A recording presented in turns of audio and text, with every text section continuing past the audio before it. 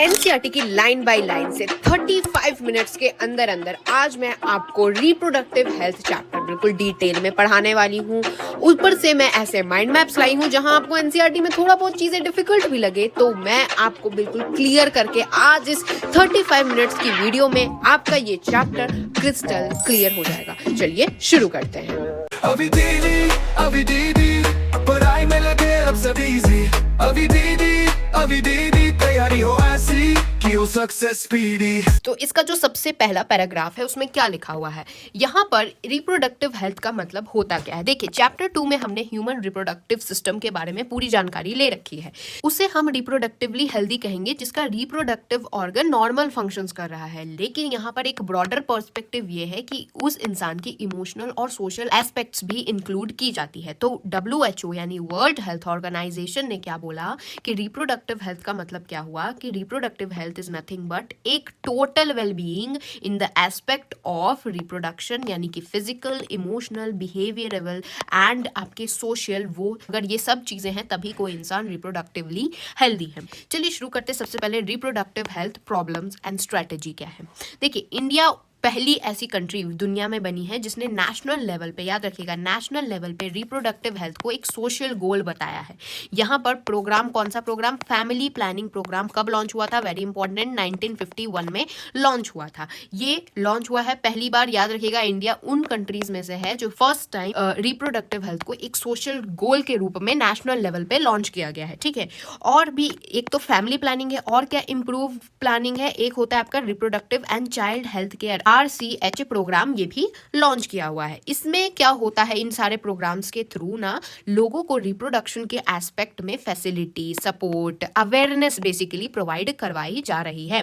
कैसे, audio visual, यानी कि ऐसे लोग घर घर जाके ऑडियो के हेल्प से या विजुअल्स के हेल्प से या प्रिंट मीडिया के हेल्प से गवर्नमेंटल या नॉन गवर्नमेंटल एजेंसीज यानी NGOs हो गए आपके, या फिर जो गवर्नमेंटल एजेंसी है वो लोगों में अवेयरनेस क्रिएट कर रही हैं रिप्रोडक्टिव हेल्थ के लिए। यहाँ पर जो पेरेंट्स होते हैं, क्लोज रिलेटिव्स हो गए, टीचर्स हो गए, फ्रेंड्स हो गए, ये मेजर रोल होते हैं इस एजुकेशन के लिए। यहाँ पर जो सेक्स एजुकेशन होते हैं वो स्कूल में एनकरेज होना चाहिए। ये नहीं कि रिप्रोडक्शन वाला चैप्टर आया तो स्किप करके चले गए, नहीं, सेक्स एजुकेशन स्कूल्स में भी इंपॉर्टेंट है। एंड यहाँ पर discourage children from believing in myth. Myth यानी कि मिथ इज समथिंग कि मतलब वो सच नहीं है, बस अफवाह है, उस पर विश्वास करना। मिसकंसेप्शंस भी होते हैं बहुत बच्चों को। प्रॉपर इंफॉर्मेशन रिप्रोडक्टिव ऑर्गन्स के बारे में पता होना चाहिए। अडोलेसेंस मतलब वो एज होता है, यानी आपका जो बेसिकली टीन एज होता है, और उससे रिलेटेड चेंजेस के बारे में बच्चों को पता होना चाहिए। यहाँ पर hygienic sexual practices, sexually transmitted disease यानी STDs, एड्स वगैरह के बारे में पता होना चाहिए। स्पेशली कौन से लोगों को एजुकेट करना है, वैसे फर्टाइल लोगों को एजुकेट करना है जो कि मैरिजेबल ग्रुप के लोग हैं। तो उनको किस बात पे एजुकेट करना है कि किस तरीके से बर्थ कंट्रोल होगा, किस तरीके से प्रेग्नेंट मदर्स की केयर करनी है। ये नहीं कि कोई लेडी प्रेग्नेंट है तो उससे भाई काम ही करवा रहे हैं। पोस्ट नेटल केयर यानी डिलीवरी के बाद कैसे मदर की केयर करनी है, ब्रेस्ट फीडिंग का क्या इंपॉर्टेंस है, इक्वल अपॉर्चुनिटी मेल और फीमेल के लिए भी जरूरी होता है। ये सब के बारे में एजुकेट करना जरूरी होता है ताकि एक सोशली कॉन्शियस और healthy family of desired size यानी कि जितने किड्स चाहिए, जितने बच्चे चाहिए उतने के ही साइज के हैं। अब बिल्कुल ऐसा 10-15 बच्चों की फैमिली नहीं। क्यों ऐसा, क्योंकि यहाँ हुई थी एक टाइम पे अनकंट्रोल्ड पॉपुलेशन ग्रोथ, और यहाँ पर जब अनकंट्रोल्ड पॉपुलेशन ग्रोथ हुई थी तो क्या क्या दिक्कतें होंगी वो तो आगे अभी बताती हूँ। तो लोगों को ये अवेयर करवाना है कि भाई अनकंट्रोल्ड जब पॉपुलेशन की ग्रोथ होती है तो क्या क्या दिक्कतें होती हैं, सोशल इवल्स जैसे कि सेक्स अब्यूज होता है, सेक्स रिलेटेड क्राइम्स होते हैं, उन सब के बारे में अवेयरनेस, आपकी सोसाइटी को हेल्दी और रिस्पॉन्सिबल बनाने के लिए आपको अवेयरनेस तो करनी ही पड़ेगी। ठीक है, pregnancy, delivery, STD, abortion, contraception, menstrual problems, infertility, ये सब के बारे में जानकारी देना इंपॉर्टेंट है।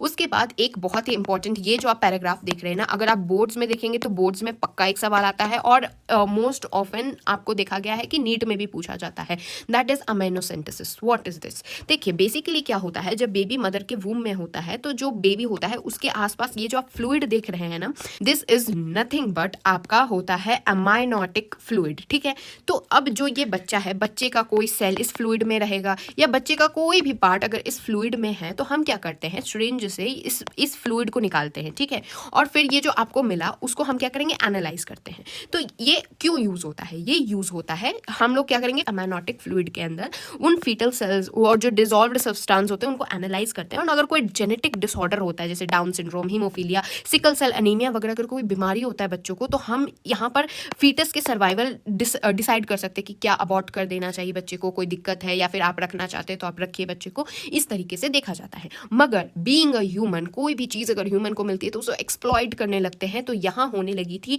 फीमेल फीटोसाइड। क्यों? क्योंकि यहाँ पर क्या करते थे ये लोग, ये प्रोसेस तो कराते थे, ये एक्चुअली में किस लिए था, जेनेटिक डिसऑर्डर्स पता करने के लिए, लेकिन लोग क्या कराने लगे, यहाँ जेंडर डिटर्मिनेशन कराने लगे, यानी सेक्स डिटर्मिनेशन कराने लगे कि लड़का है कि लड़की है। अगर लड़की होती थी तो मरवा देते थे, इसका मतलब फीमेल फीटोसाइड बढ़ने लगा, तो अमीनोसेंटेसिस पे स्टैट्यूटरी बैन लग गया है। ठीक है, अब आगे बढ़ते हैं। अब यहाँ पर ना बहुत सारी हमारी कंट्री में रिसर्च चल रही है वेरियस रिप्रोडक्शन रिलेटेड एरियाज में, और गवर्नमेंटल और जो एनजीओज वगैरह हैं वो इसको सपोर्ट कर रहे हैं। जैसे सहेली, सहेली क्या है, एक न्यू ओरल कॉन्ट्रासेप्टिव फीमेल्स के लिए पिल है, दवाई है, जो कि किसने डेवलप की है, वेरी इंपॉर्टेंट ये सवाल पूछा जाता है।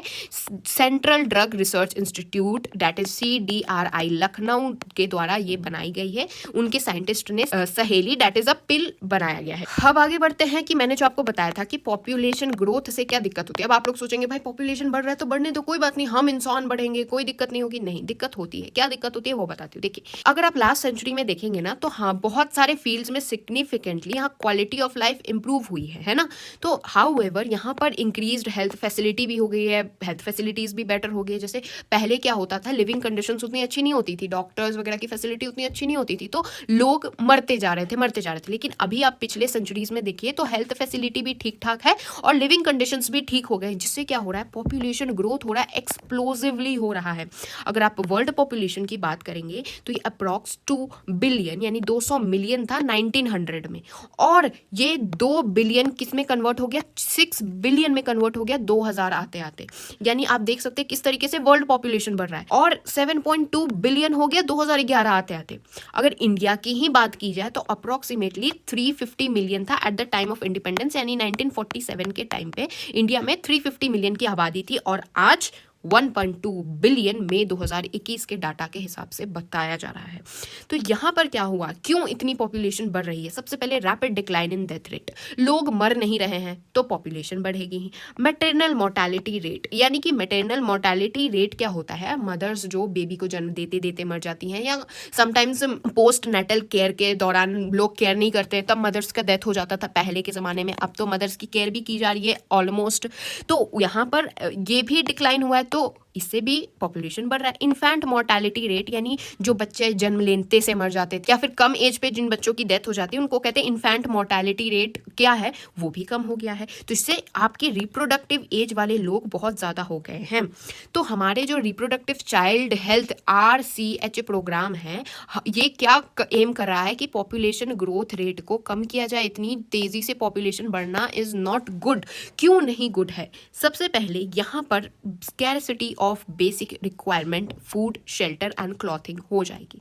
क्यों होगी वो बताती हूँ। सबसे पहले अकॉर्डिंग टू 2011 के सेंसस के अकॉर्डिंग देखेंगे तो पॉपुलेशन ग्रोथ रेट जो है वो लेस देन 2% थी, यानी कि 20/1000 पर ईयर होता था रेट, जो कि अब इंक्रीज कर रहा है। ये इंक्रीज बहुत अलार्मिंग है। क्यों अलार्मिंग है? क्योंकि यहाँ पर आपको बेसिक रिक्वायरमेंट, जैसे मान लीजिए एग्जाम्पल की मैं बात बोल रही हूँ, आपके घर पे एक केक था, अब थे 4 लोग थे, तो आपने केक को 4 हिस्सों में बांटा और आपने वो केक खा लिया, चारों फैमिली ने खुशी खुशी खा लिया।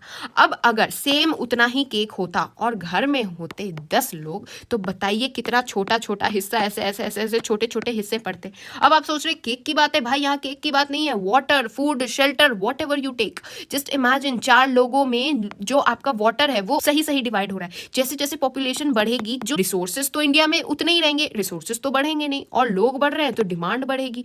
तो इसीलिए ये दिक्कत आएगी आपको फूड, शेल्टर एंड क्लोथिंग में। तो इसीलिए ये सीरियस मेजर है कि हम पॉपुलेशन ग्रोथ रेट को चेक करते रहें। अब इसके लिए इंपॉर्टेंट स्टेप क्या है कि हम मोटिवेट करें smaller families, various contraceptive methods के थ्रू हम मोटिवेट करें लोगों को कि छोटा परिवार सुखी परिवार, जैसे कि स्लोगन्स हम दो हमारे दो, इस तरीके से पोस्टर्स, बिल वगैरह, एडवर्टाइजमेंट वगैरह किया जा रहा है। लोगों को बोला जा रहा है कि ओनली 2 चिल्ड्रन आर गुड। बहुत सारे कपल्स, यंग, अर्बन, वर्किंग, अब तो 1 चाइल्ड नॉर्म अडॉप्ट कर रहे हैं। यानी बहुत सारे लोगों को आपने देखा होगा उनका 1 चाइल्ड नॉर्म है कि हम एक बच्चा काफी है, हमें और नहीं चाहिए। अब यहाँ पर और क्या किया गया है, statutory raising of marriageable age, यानी कि यहाँ पर मैरिज का जो एज है 18 साल फीमेल के लिए कर दिया गया और मेल्स के लिए 21 ईयर्स कर दिया गया है।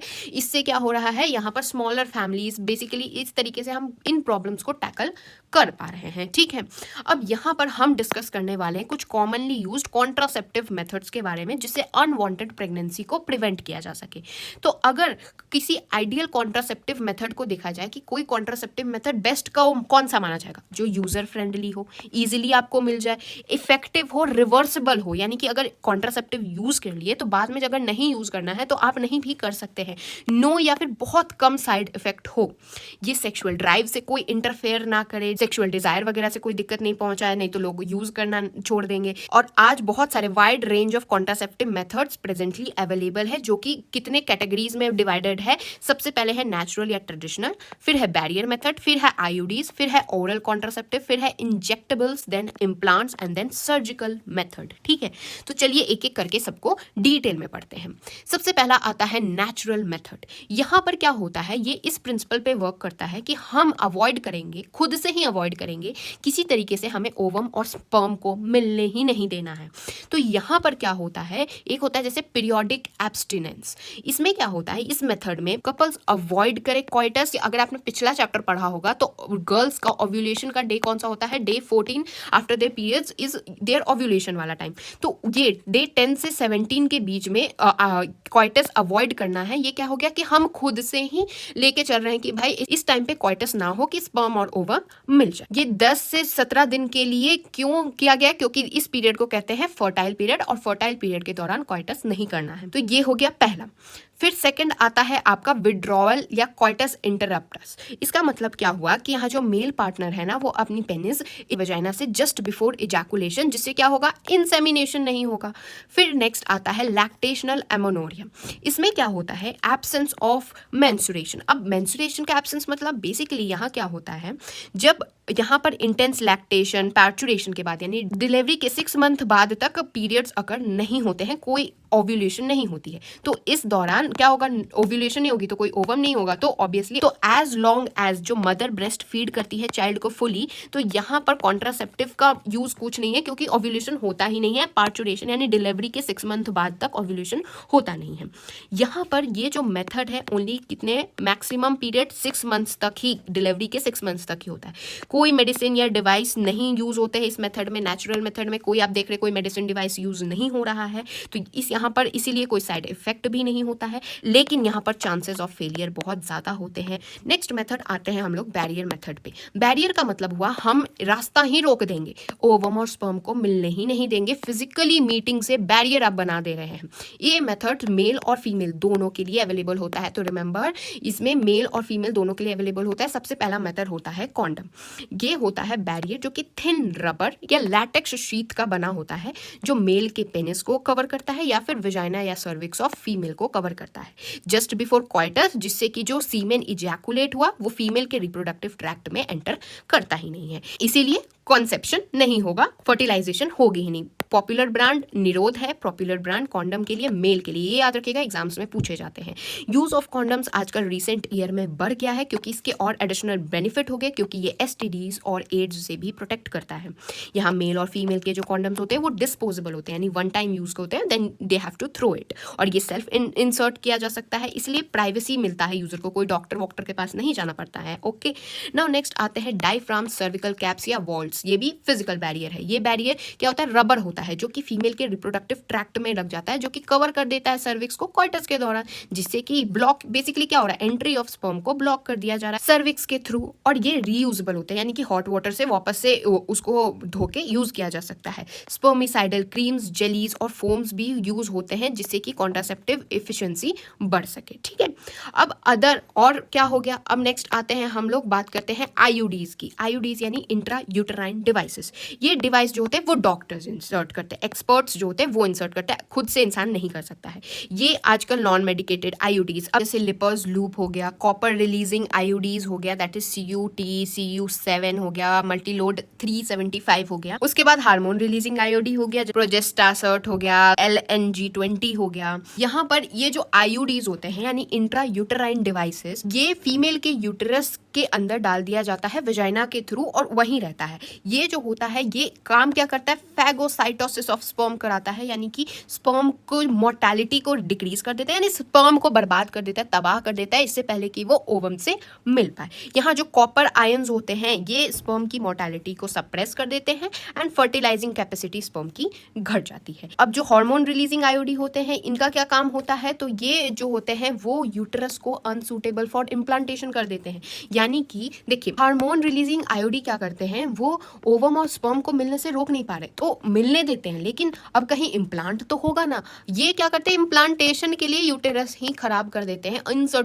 अनसूटेबल बना देते हैं, जिससे कि इम्प्लांटेशन ही नहीं होगी तो नो प्रेगनेंसी। ठीक है, एंड सर्विक्स हॉस्टाइल बना देते हैं स्पर्म्स के लिए। ठीक है, अब आईयूडीज जो होते हैं ना वो आइडियल कॉन्ट्रासेप्टिव फीमेल के लिए माना जाता है जो कि प्रेगनेंसी डिले करना चाहती है या फिर चिल्ड्रन के बीच में स्पेस बनाना चाहती है, यानी कि एक बच्चे का जन्म हो गया, I don't want kids for next 4 to 5 years, तो ये आईयूडीज लगवा लेती हूँ। ये मोस्ट वाइडली एक्सेप्टेड मेथड है अभी इंडिया में देखा जाए तो। ठीक है, तो what we have learned here is कि हमने देखा कि आईयूडीज होते हैं वो डॉक्टर्स या नर्सेज लगाती हैं, आइडियल है। नॉन मेडिकेटेड क्या है, लिपर लूप हो गया जो कि फैगोसाइटोसिस कराता है। कॉपर रिलीजिंग क्या हो गया, कॉपर 7 हो गया, ये क्या करता है, स्पर्म की मोर्टेलिटी को डिक्रीज कर देता है। हार्मोन रिलीजिंग क्या करता है, जैसे कि ये हार्मोन रिलीजिंग वाले का एग्जांपल है, ये सर्विक्स को हॉस्टाइल बना देता है और यूटेरस को इम्प्लांट के लिए अनसूटेबल बना देता है। अब इस माइंड मैप से आपको सब चीजें क्लियर हो गई होंगी। अब बात करते हैं ओरल एडमिनिस्ट्रेशन, यानी कि बेसिकली पिल्स जो होती है। पिल्स क्या होता है, अब देखिए यहाँ पर स्मॉल डोजेस प्रोजेस्टोजेंस हो गया, प्रोजेस्टोजन ईस्ट्रोजन वगैरह का कॉम्बिनेशन करके लिया जाता है। फीमेल्स लेती हैं।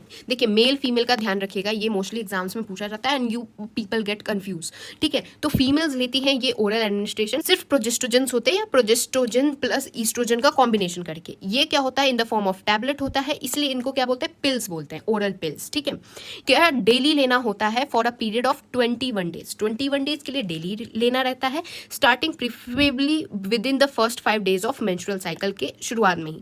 फिर 7 दिन का गैप के बाद विच इज जहां पर आपका मेंस्ट्रुएशन अकर होगा, एंड यहाँ पर फिर सेम पैटर्न को रिपीट करना है टिल यहाँ पर जब तक कि फीमेल डिजायर करती है। तो ये क्या होता है, they inhibit ovulation and implantation as well as cervical जो म्यूकस होता है उसकी क्वालिटी अल्टर हो जाती है, जिससे कि यहाँ एंट्री ऑफ स्पर्म रिटार्ड हो जाता है, प्रिवेंट हो जाता है। यहाँ पर जो आपके पिल्स होते हैं, पिल्स ये ज्यादा इफेक्टिव होते हैं, इसके कम साइड इफेक्ट्स होते हैं और बहुत सारी फीमेल्स यूज करती हैं। सहेली वाली मैंने बताई थी, ये कि क्या है, एक नॉन स्टेरॉइडल है, ये याद रखिएगा, दिस इज एन इंपॉर्टेंट चीज, नॉन स्टेरॉइडल है। यहाँ पर इसको क्या बोलते हैं, वंस अ वीक पिल भी कहते हैं, एंड ये बहुत इसकी हाई कॉन्ट्रासेप्टिव वैल्यू भी है, तो याद रखिएगा वंस अ वीक पिल क्या है, आपकी सहेली पिल है। ठीक है, फिर अब प्रोजेस्टोजेंस जो है अलोन या फिर इसको ईस्ट्रोजन के साथ मिला के फीमेल को एज अ इंजेक्शन या इम्प्लांट अंडर स्किन भी दिया जाता है, कुछ इस तरीके से। जो आप फोटो देख रहे हैं ये इम्प्लांट की फोटो है, ये भी दी जाती है। एंड यहाँ पर इसका एक्शन कैसे होता है, सेम जो पिल्स काम कर रही है ना वही करती है, यहाँ पर इसका जो इफेक्टिव पीरियड होता है वो ज्यादा होता है बस। ठीक है, administration of progestogens, progesterone oestrogen combination या IUD within 72 hours of quarters यहाँ पर ज्यादा इफेक्टिव देखा गया है, जिससे कि possibility of pregnancy due to rape या कैजुअल अनप्रोटेक्टेड इंटरकोर्स के बाद विद इन 72 आवर्स अगर पिल्स ले ली जाती है तो यहाँ यहाँ पर possibility of pregnancy possibly avoid की जा सकती है। अब यहाँ पर लास्ट आता है सर्जिकल मेथड। सर्जिकल मेथड इसको क्या बोलते हैं, स्टरलाइजेशन, जो कि इरिवर्सिबल होता है, यानी अगर आपने एक बार करवा लिया तो फिर आप वापस से अगर चाहें कि now I want to conceive then you can't. Okay, तो ये जनरली क्या होता है, मेल और फीमेल पार्टनर दोनों में से कोई भी करा सकते हैं, जिससे कि टर्म बेसिकली यहाँ पर खत्म कर दिया जा रहा है। यहाँ पर देखिए, तो अगर आपने चैप्टर 2 पढ़ा होगा अच्छे से तो आपको पता होगा कि दीज पार्ट्स, इन्हीं पार्ट्स में बेसिकली स्पर्म प्रोडक्शन होता है। तो आप मुझे कमेंट सेक्शन में बताने वाले हैं कि व्हाट आर दीज पार्ट्स, ये दोनों क्या है उसका आप नाम बताने वाले हैं, वैसे ही ये वाले पार्ट का आप नाम बताने वाले हैं, ठीक है। तो अब क्या होता है, यहाँ तो स्पर्म प्रोडक्शन हो गई, अब ये जाएगा यहाँ वॉस डिफरेंस से। हम ऐसा करते हैं, वॉसेक्टॉमी कर देते हैं, यानी यहीं से कट कर देते हैं, जाएगा कहाँ स्पर्म, फिर तो स्पर्म इजैकुलेट ही नहीं होगा। वैसे अगर फीमेल के केस में देखा जाए तो यहाँ पर आपकी एग होता है, एग जाएगा यहाँ फेलोपियन ट्यूब से, फेलोपियन ट्यूब में ही फिर फर्टिलाइजेशन होती है। हम ऐसा करते हैं, हमारे फेलोपियन ट्यूब को ही कट कर देते हैं, एग आएगा कहाँ से, तो दिस इज द चीज, यहाँ पर इसको क्या बोलते हैं, ट्यूबेक्टमी कहते हैं। तो वॉसेक्टॉमी हो गया, एक फीमेल के लिए ट्यूबेक्टॉमी होता है, एंड ये इरिवर्सिबल होता है क्योंकि अब आपने एक बार सर्जरी करवा ली है तो you can't reverse it. Okay, ये क्या होता है, सर्जरी से गैमेट ट्रांसपोर्ट को ब्लॉक कर दिया जाता है, जिससे कंसेप्शन प्रिवेंट होता है। तो वॉसेक्टोमी में क्या हो रहा है, स्मॉल पार्ट वास डिफरेंस का जो होता है उसको रिमूव या टाई बांध दिया जाता है, छोटा सा कट लगा के स्क्रोटम में, ठीक है। वेयर एज ट्यूबेक्टोमी फीमेल में क्या होता है, या fallopian tube remove, small part उसका रिमूव कर दिया जाता है या टाई कर दिया जाता है, एब्डोमेन में छोटा सा कट लगा के या वेजाइना के थ्रू भी हो जाता है। ये हाईली इफेक्टिव होते हैं, लेकिन इसकी रिवर्सिबिलिटी वेरी पुअर है। अगर आप वापस से अपना नॉर्मल आना चाहते हैं तो यू कैन डू इट। यहाँ पर it needs to be emphasised that ये जो सिलेक्शन है सूटेबल कॉन्ट्रासेप्टिव मेथड्स का, ये आपको कंसल्टेशन और क्वालिफाइड मेडिकल प्रोफेसर के अंदर ही लेना है। यहाँ इंपॉर्टेंट ये है कि यहाँ पर जो कॉन्ट्रासेप्टिव्स हैं ये नॉट रेगुलर रिक्वायरमेंट होती है एक रिप्रोडक्टिव हेल्थ के लिए, कोई जरूरी नहीं है हमेशा ही यूज करना है। इनफैक्ट देखा जाए तो हम जो ये कर रहे हैं कॉन्ट्रासेप्टिव मेथड्स का यूज, ये नेचुरल रिप्रोडक्टिव इवेंट्स के अगेंस्ट जा रहे हैं। और कोई क्यों ही यूज करता है, ड्यू टू पर्सनल रीजन, अगर उनको डिले या स्पेस बिटवीन प्रेगनेंसीज चाहिए होती है तभी यूज करते हैं। No doubt wide spread of these methods, आजकल जो अनकंट्रोलेबल ग्रोथ ऑफ पॉपुलेशन हो रही है अब वो नहीं हो रही है। हाउएवर इसका कुछ इल इफेक्ट्स भी होते हैं, कुछ इल इफेक्ट्स होते हैं, जैसे नोजिया की कुछ को कंडीशन लगती है, एब्डोमेन में पेन होता है, ब्लीडिंग होती है, कभी कभी इरेगुलर मेंस्ट्रुअल ब्लीडिंग हो सकती है, इवन ब्रेस्ट कैंसर्स भी देखा गया कभी कभी होता है, लेकिन उतना सिग्निफिकेंट नहीं है।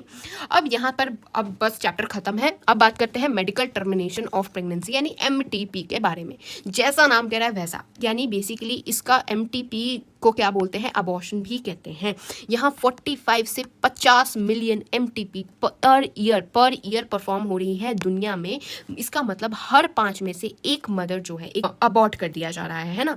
तो ये वेदर टू एक्सेप्ट करे या लीगलाइज करे, ये अभी तक डिबेट का टॉपिक है कि क्या इसे एक्सेप्ट लीगल बता देना चाहिए, लीगल या फिर इलीगल बता देना चाहिए, बिकॉज बहुत सारी कंट्रीज में emotional, ethical, religious, social issues होते हैं, उस हिसाब से अभी भी डिबेट्स चल रही है। गवर्नमेंट जो ऑफ इंडिया जो है उसने MTP को ये याद रखिएगा 1971 में अबॉर्शन को लीगलाइज कर दिया था, लेकिन अंडर स्ट्रिक्ट कंडीशन। ये नहीं कि जब मन किया अबॉर्ट करा लिया, नहीं, ताकि इसका मिसयूज ना हो पाए, ठीक है। यहाँ पर कुछ रिस्ट्रिक्शंस लगे हुए हैं ताकि कुछ भी इनडिस्क्रिमिनेटली या इलीगल फीमेल फिटोसाइड ना हो, इसीलिए, ठीक है।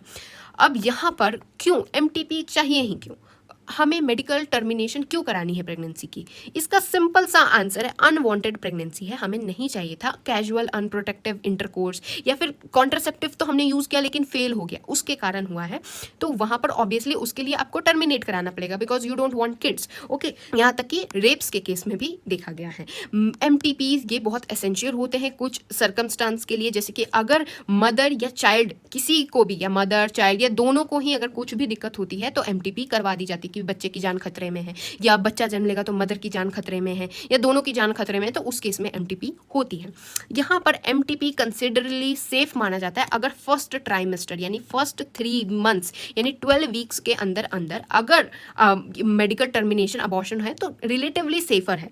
सेकेंड ट्राइमेस्टर में रिस्क बढ़ जाता है। उससे ज्यादा डिस्टर्बिंग ट्रेंड क्या है कि लोग क्या करते हैं, इलीगली अनक्वालिफाइड लोगों के पास जाके अनसेफ और मतलब बहुत फेटल भी है, डेथ भी हो सकती है, MTP करा लेते हैं। यहाँ पर अनदर डेंजरस ट्रेंड देखा गया है कि यहाँ पर अनबॉर्न चाइल्ड का जेंडर जान के एंड देन MTP करा लेते हैं। फ्रीक्वेंटली अगर foetus is found to be female MTP हो जाती है, which is illegal against legal. ठीक है, अब यहाँ पर एक बॉक्स में बहुत इंपॉर्टेंट चीज गिवन है जो कि एग्जाम्स में पूछी जा सकती है, इसलिए पढ़ा दे रही हूँ। जो MTP है वो एक्ट 2017 के अंडर, तो यहाँ इंडिया, गवर्नमेंट ऑफ इंडिया ने कुछ इनिशिएटिव लिया। उन्होंने क्या बताया, इस एक्ट के अकॉर्डिंग जो प्रेगनेंसी को टर्मिनेट करवा सकते हैं, लेकिन अंडर सर्कमस्टांसेस, कुछ स्पेसिफिक सर्कमस्टांसेस के अंदर ही। अगर 12 वीक्स ऑफ प्रेगनेंसी यानी फर्स्ट ट्राइमेस्टर है, उसके अंदर अगर आपको करना है तो आपको एक मेडिकल प्रैक्टिशनर के अंडर आप अबॉर्ट करा सकते हैं। अगर यहाँ मोर देन 12 वीक्स हो गया है या और 24 वीक से कम का है तो 2 आपको रजिस्टर्ड मेडिकल प्रैक्टिशनर लगेंगे। और यहाँ किस सर्कमस्टांस में, किस ग्राउंड्स पे कह सकते हैं कि हाँ प्रेगनेंसी टर्मिनेट होगी, अगर मदर के फिजिकल या मेंटल हेल्थ को कोई इश्यू हो रही है तो देन ओके। और अगर बच्चे को कुछ फिजिकल मेंटल अबनॉर्मलिटीज है या पता चल गया कि वो हैंडीकैप्ड है तो भाई उसको जन्म देके क्या ही करेंगे, तो इस केस में भी क्या हो सकता है, टर्मिनेशन ओके है। ठीक है, तो ये है कुछ, ये क्या है, medical termination pregnancy amendment act 2017 के अनुसार। और कब लीगल किया गया है MTP को इंडिया में, 1971 में, रिमेंबर। ओके, अब आगे बढ़ते हैं। डॉक्टर्स के पास ना जाके किसी रैंडम इंसान से जाके करा लेते हैं अबॉर्शन, ये सब अवॉइड, बिकॉज ये मदर के भी हेल्थ के और बच्चे के भी हेल्थ के लिए अच्छा नहीं है। अब हम आगे बात करने वाले हैं सेक्सुअली ट्रांसमिटेड इन्फेक्शंस यानी STI, STDs के बारे में बात करने वाले हैं, विच इज वेरी इंपॉर्टेंट। ये पक्का एग्जाम में क्वेश्चन यहाँ से बनता ही है। तो STDs हैं क्या? STDs are nothing but sexually transmitted infections, जिसमें कैसे होंगे, ये सेक्सुअल इंटरकोर्स के कारण ही ट्रांसमिट होते हैं। ये क्या हो सकते हैं, इसको और कौन से डिजीज बोलते हैं, वेनेरियल डिजीज भी कहा जाता है या फिर रिप्रोडक्टिव ट्रैक्ट इन्फेक्शंस भी कहा जाता है। अब इसके एग्जाम्पल क्या है? एग्जाम्पल्स आर गोनोरिया हो गया, साइफिलिस हो गया, जेनिटल हर्ब्स हो गया, क्लाइमेडियासिस हो गया, जेनिटल वॉर्ड्स हो गया, ट्राइकोमोनासिस हो गया, हेपेटाइटिस बी हो गया, एंड ऑफ कोर्स आजकल इतने जो चल रहे हैं एड्स हो गया। तो ये सब हो गए कुछ STI यानी सेक्सुअली इंटरकोर्स के दौरान जो डिजीजेस इन्फेक्शंस होने के चांसेस होते हैं। यहाँ पर इसमें से देखा जाए तो HIV इन्फेक्शन ये है मोस्ट डेंजरस, जिसको अगेन ह्यूमन हेल्थ वाले चैप्टर में मैंने डिटेल में पढ़ा रखा है। ठीक है, अब यहाँ पर सम ऑफ दिस इन्फेक्शंस जैसे हेपेटाइटिस बी हो गया, HIV हो गया, ये कैसे होते हैं? ये इन्फेक्टेड निडल्स या सर्जिकल इंस्ट्रूमेंट यानी किसी एक को हो रखा था, जो निडल उसने यूज किया वही निडल सामने वाले एक और इंसान ने यूज कर लिया, तो उसको भी HIV और हेपेटाइटिस बी ट्रांसफर हो जाता है। यानी कि इन्फेक्टेड पर्सन के ब्लड ट्रांसफ्यूजन हो गया या फिर मदर से फीटस में भी ट्रांसफर हो जाता है। अगर मदर को है तो उस बच्चे को भी हो जाता है। एक्सेप्ट, याद रखिएगा, except for hepatitis B, genital herpes, HIV infections, other disease are completely curable if detected early. ये सारे जो आप देख रहे हैं एग्जाम्पल, गोनोरिया, साइफिलिस हो गया, ये सारे क्यूरेबल होते हैं अगर अर्ली डिटेक्शन हो जाए। Hepatitis B, genital herpes, AIDS वगैरह का अगेन क्योर नहीं होता है।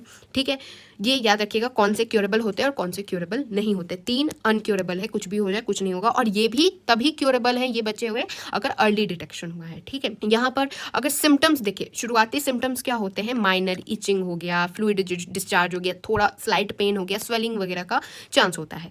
कहाँ? जेनिटल रीजन में। ठीक है, अगर अनडिटेक्टेड यानी लोगों को पता ही नहीं चला कि STD है, या अनडिटेक्टेड या सोशल स्टिग्मा के कारण भी लोग डॉक्टर के पास नहीं जाना चाहते हैं, तो फीमेल्स को क्या दिक्कत होती है? कैंसर हो सकता है, इनफर्टिलिटी हो गया, एक्ट्रोपिक प्रेगनेंसी। इसका मतलब क्या हुआ कि जो आपका एग और स्पर्म के फर्टिलाइजेशन के बाद वो कहाँ इम्प्लांट होना चाहिए? यहाँ इम्प्लांट होना चाहिए, यूटेरस में इम्प्लांट होना चाहिए, बट हो कहाँ जाता है? इधर उधर कहीं भी इम्प्लांट हो जा रहा है, ये भी होता है। स्टिल बर्थ यानी मरे बच्चे का जन्म, अबॉर्शन, बार बार अबॉर्शन कराना पड़ रहा है, और पेल्विक इन्फ्लेमेशन यानी पेल्विक रीजन में इन्फ्लेमेशन वगैरह होती है।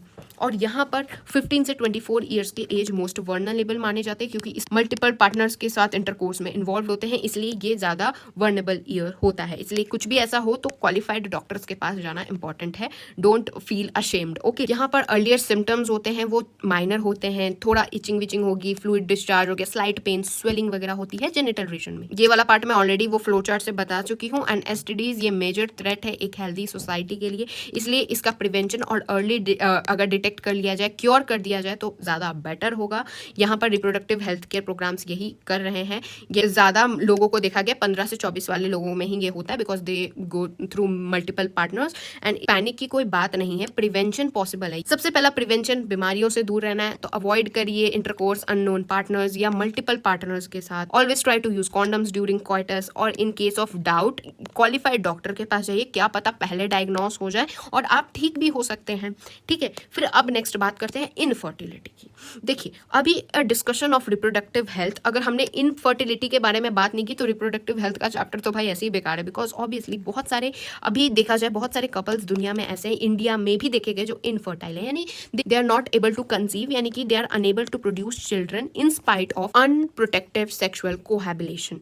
ये बहुत सारे रीजन हो सकते हैं क्यों इनफर्टिलिटी है। हो सकता है कोई फिजिकल, कॉन्जिजेनाइटल डिजीज, ड्रग्स, इम्यूलॉजिकल या फिर साइकोलॉजिकल प्रॉब्लम्स के कारण भी होता है। इन इंडिया मोस्टली क्या देखा गया, फीमेल्स को ब्लेम कर दिया जाता है कि चाइल्डलेस है क्योंकि इस फीमेल में ही कोई दिक्कत होती है, लेकिन ऐसा जरूरी नहीं होता है। मोस्टली देखा गया मेल पार्टनर्स में दिक्कत होती है। Underline this line, I don't know ऊपर नीचे क्या लिखा हुआ है, बट यहाँ पर The problem lies in the male partner. Jokes aside, specialized healthcare units, unfertility clinics वगैरह खुले हैं जो कि डायग्नोस करते हैं कि भाई दिक्कत क्या है, और फिर वही करेक्टिव ट्रीटमेंट वगैरह करते हैं जो कपल्स चिल्ड्रन नहीं कंसीव कर पा रहे, अनेबल टू कंसीव हो रहे हैं किसी डिसऑर्डर के कारण, कुछ भी।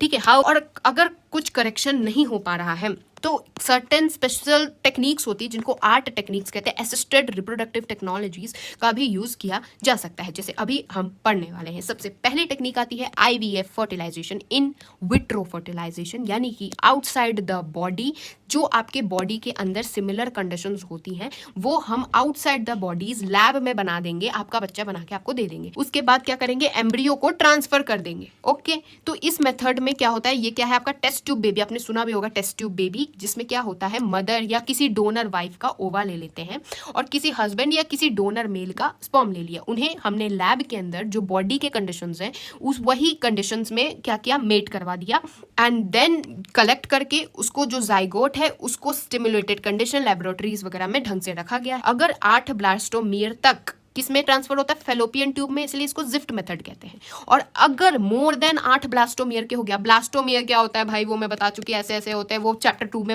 आप जानते होंगे। अगर मोर देन 8 ब्लास्टोमियर होते हैं तो उसको किस में डाला जाता है, यूट्रस में डाल दिया जाता है, इंट्रा यूटेराइन ट्रांसफर किया जाता है IUT, और फिर मदर के ही वूम में फर्दर डेवलपमेंट चलती है। अब जो embryos formed in vivo fertilisation, अब देखिए इन विट्रो में क्या हो रहा है, बॉडी के आउटसाइड हो रही है फर्टिलाइजेशन, इन वीवो में क्या हो रहा है, गैमीट्स फीमेल के अंदर ही फर्टिलाइज करवा दिए जा रहे हैं। जो फीमेल्स कंसीव नहीं कर पा वो सूटेबल एनवायरनमेंट दे देंगी, आप फीमेल के अंदर ही स्पर्म और एग का फर्टिलाइजेशन हो रही है। ठीक है, अब transfer of an ovum collected from a donor into the fallopian tube, इसका मतलब क्या हुआ, गिफ्ट टेक्निक इसको बेसिकली कहते हैं। ऐसे याद रखिए, गिफ्ट कर रहे हैं किसी को कोई चीज, गिफ्ट करें, क्या गिफ्ट करेंगे, मदर को क्या गिफ्ट करेंगे, जो मदर एग प्रोड्यूस ही नहीं कर पा रही है लेकिन उनके पास सूटेबल एनवायरनमेंट है, वो जैसे मान लीजिए कि किसी माँ के पास बेबी नहीं, बच्चे को अगर बच्चा रहता तो वो उसे प्यार मोहब्बत सब दे सकती थी, तो क्या करेंगे, बच्चा ला के दे दीजिए।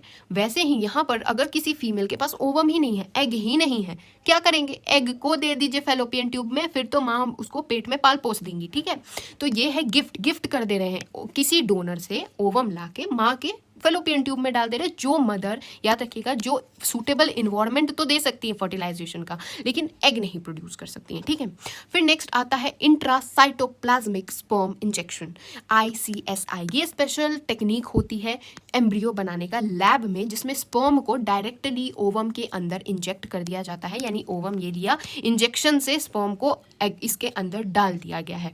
अब नेक्स्ट टेक्निक होती है infertility cases, either inability of male partner to inseminate हो गया, यानी मेल पार्टनर इंसेमिनेट नहीं कर पा रहा है या स्पर्म काउंट लो है, तो इसको आर्टिफिशियल इंसेमिनेशन के टेक्निक से सही किया जाता है। इस टेक्निक के अंडर सीमेन किसी भी हस्बैंड या हेल्दी डोनर से आर्टिफिशियली इंट्रोड्यूस कर दिया जाता है वजाइना के अंदर या यूटरस के अंदर, जिसको क्या बोलते हैं IUI, intra uterine insemination female में होती है। ठीक है, यहाँ पर ये वाले पार्ट को ना मैं थोड़ा सा माइंड मैप से बता देती हूँ, ताकि if you have any confusion you get to know कि क्या है। वैसे तो मैं सब इसको डिटेल में पढ़ा चुकी हूँ, मेरे पास है PPT, इसलिए मैं दिखा दे रही हूँ। इन विट्रो फर्टिलाइजेशन, IVF क्या है, टेस्ट ट्यूब बेबी है जो कि लैब में बनाया जाता है, जो कि बिल्कुल सिमिलर कंडीशन करते हैं और फिर बाद में एम्ब्रियो को फेलोपियन ट्यूब में ट्रांसफर कर दिया जाता है। अगर 8 ब्लास्टोमियर तक होता है तो फेलोपियन ट्यूब में, अगर 8 से ज्यादा ब्लास्टोमियर का हो जाता है तो यूटेरस में ट्रांसफर कर दिया जाता है। तो यही यहाँ पर लिखा है 8 ब्लास्टोमियर तक फेलोपियन ट्यूब में ट्रांसफर होता है, अगर 8 से ज्यादा होता है तो उसको डायरेक्टली यूटेरस में ही डायरेक्टली ट्रांसफर कर दिया जाता है, इंट्रा यूटेराइन ट्रांसफर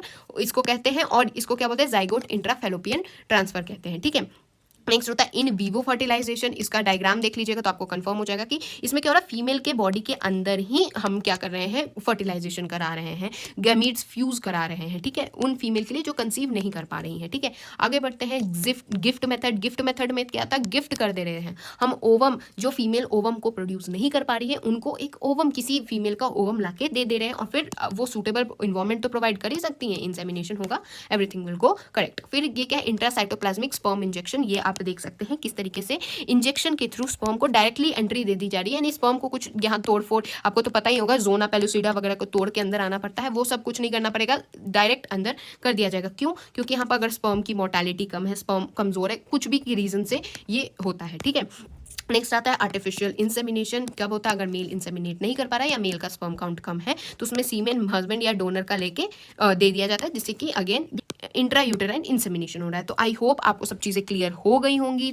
अब इन ऑप्शंस के थ्रू ये सारे जो आप देख रहे हैं ये सब बहुत ज़्यादा प्रिसीजन के साथ हैंडल किए जाते हैं, बहुत माइक्रोस्कोपिक लेवल पे चीज़ें चलती हैं।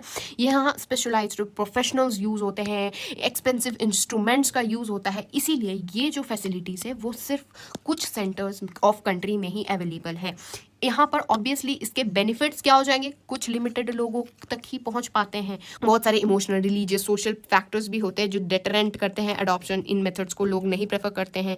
सिंस अल्टीमेट एम क्या है, बच्चा चाहिए ना, तो यहाँ कितने सारे ही इंडिया में कितने ही ऑर्फन बच्चे हैं जिनके पेरेंट्स नहीं हैं, अनाथ हैं, तो वो बच्चों को भाई सर्वाइवल के लिए किसी की केयर की ज़रूरत है, तो हमारा लॉ तो परमिट कर रहा है कि लीगल अडॉप्ट कर लीजिए, चाहिए तो बच्चा ही ना आपको। तो ये बेस्ट मेथड पे अगर आपको माँ बाप बनना है तो ओके, इतने सारे लोग हैं, इतने सारे ऑर्फन्स हैं, उनको आप अडॉप्ट कर सकते हैं इंडिया में, ये ठीक है, ठीक है। अब तो आई होप आपको सब चीज़ें क्लियर हो गई होंगी। So meet you guys in the next video, तब तक के लिए thanks for watching and don't forget to like, share and subscribe to my channel. जय हिंद।